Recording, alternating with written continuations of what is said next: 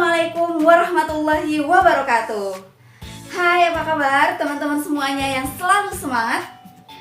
Kembali lagi bersama Bu Ida yang kali ini akan membahas materi yang begitu penting dalam hal teks laporan percobaan. Teman-teman tahu materinya apa?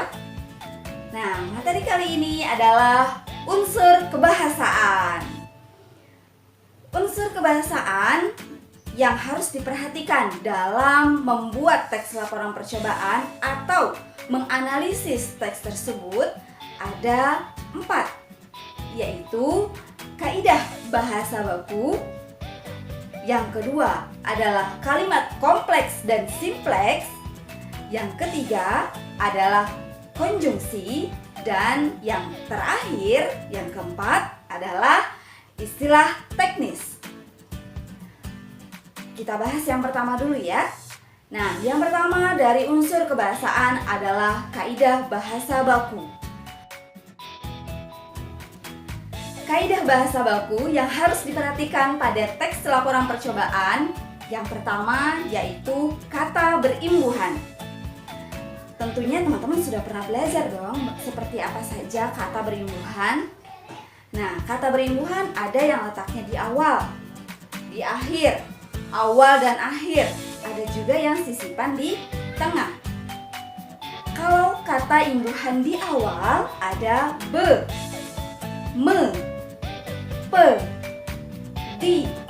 Imbuhan di akhir ada an, kan, i. Imbuhan di awal dan akhir ada pe, an, pekan, di, an, me, an. Sedangkan sisipan yang adanya di tengah ada el. Nah, seperti itulah contoh dari kata berimbuhan. Berikutnya dari kaidah bahasa baku yaitu kata depan. Kata depan di sini mirip dengan imbuhan. Ada di, ke, dari, pada. Nah, keempat kata ini disebut kata depan apabila mereka disandingkan dengan keterangan tempat dan waktu. Contohnya dimakan. Makan bukanlah kata tempat atau juga kata waktu, maka dimakan masuk ke dalam imbuhan. Sedangkan di sekolah, sekolah merupakan kata tempat, maka di sekolah di-nya adalah kata depan.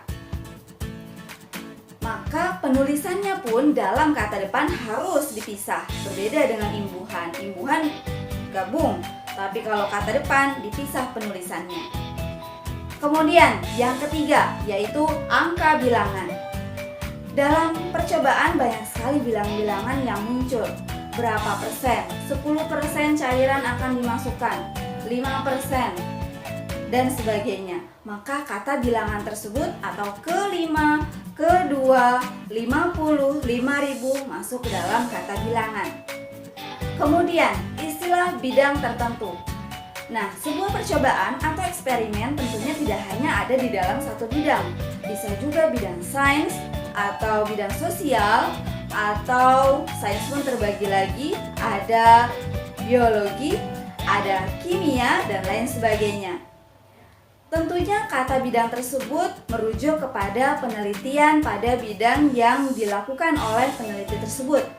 Misalnya, kata Benedict, vaksin, epidemi, itu akan muncul pada sebuah penelitian yang meneliti lebih dalam tentang COVID-19.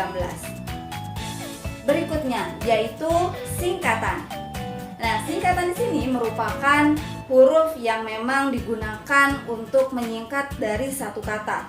Penulisannya harus menggunakan tanda titik. Awas, jangan sampai tertukar dengan akronim. Kalau akronim terdiri atas potongan dari suku kata.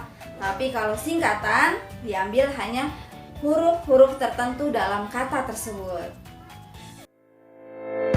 Wah, luar biasa ya. Banyak yang harus kita perhatikan dalam unsur kebahasaan teks laporan percobaan.